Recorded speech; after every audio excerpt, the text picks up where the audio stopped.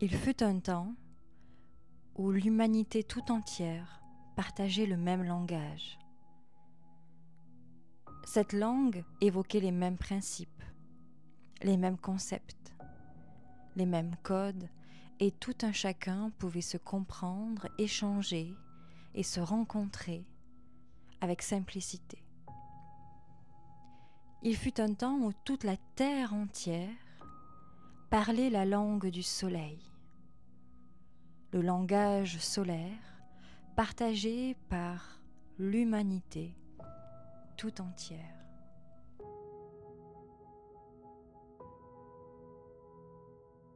Mais alors, au milieu de cette osmose et de cette unité, quelque chose peu à peu se fanait. La communication se perdait. L'humanité, bien qu'elle se comprenait, ne s'écoutait pas vraiment. Le langage du soleil, au lieu de réchauffer, dissipait et brûlait. Alors une grande tour fut dressée. On la nomma la tour de Babel. Alors une grande tour fut dressée et autour d'elle, des langages commencèrent à chantonner. Dieu décida ainsi que l'homme serait séparé de l'autre par la langue. Alors il n'était plus question d'un langage universel, celui du soleil, mais plusieurs langages. Alors l'incompréhension, l'agitation gagna l'humanité. Nous qui nous comprenons autrefois, nous nous écoutions pourtant plus du tout. Et voilà qu'aujourd'hui, Dieu nous a séparés par le langage. Toi, mon frère, je ne te comprends plus. Et parce que je ne te comprends plus, peut-être, oserais-je t'écouter davantage. Alors, derrière ces différenciations de langage, l'homme a été invité à déployer une sensibilité plus profonde et intérieure. Derrière ces langues que je ne comprends plus, il y a un message que Dieu m'invite à comprendre. Ici, Dieu divisa l'humanité en plusieurs langages. C'est pour nous pousser à la curiosité de l'autre, le décodage, la volonté que de comprendre, la mise en mouvement de notre intellect. Alors, derrière cette séparation de la langue, il y a là l'invitation de la rencontre. Je vous ai créé en différentes nations pour que vous vous entreconnaissiez.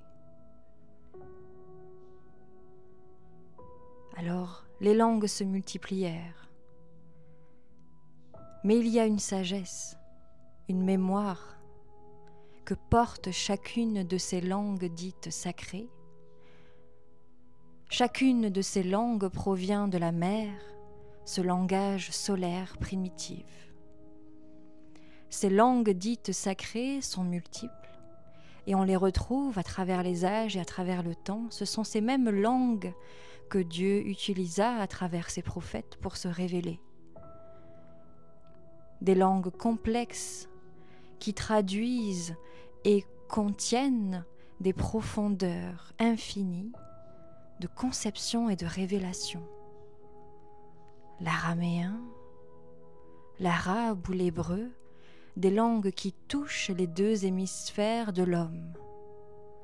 L'araméen, l'arabe ou l'hébreu, des langues qui activent le féminin et le masculin en soi, des langues qui portent en elles le souvenir de ce langage premier, celui du soleil. Alors ces langues dites sacrées, composées de 22 ou 28 lettres, composent le cosmos et chacune des fonctions de la création. Derrière la lettre, une invitation. Derrière le son, un souvenir. Et dans le mot, un archétype. Ainsi, l'ensemble des paroles prononcées deviennent médecine.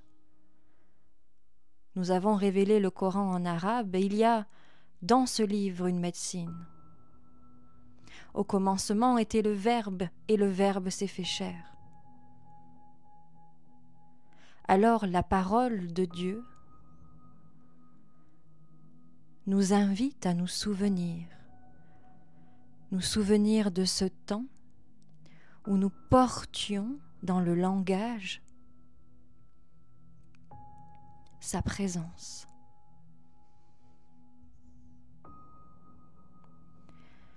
Alors qu'aujourd'hui nos langues sont différentes, gardons en mémoire qu'elles sont issues de cette langue source primitive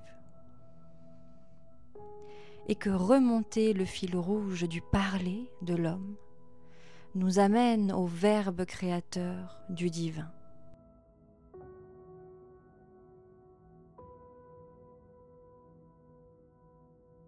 Et si Dieu créa chaque chose par le son, il nous faudrait alors rencontrer le son depuis l'intérieur et rencontrer Dieu depuis l'intérieur. Chacune de ces lettres dites sacrées sont une invitation à la mystique des profondeurs, là où la voix rencontre la loi pour nourrir la foi. Et s'il était question de se pencher sur le langage horizontal utilisé par Dieu, souhaité par Dieu pour se révéler, pour avoir accès depuis l'intérieur au langage vertical qui nous unit à lui.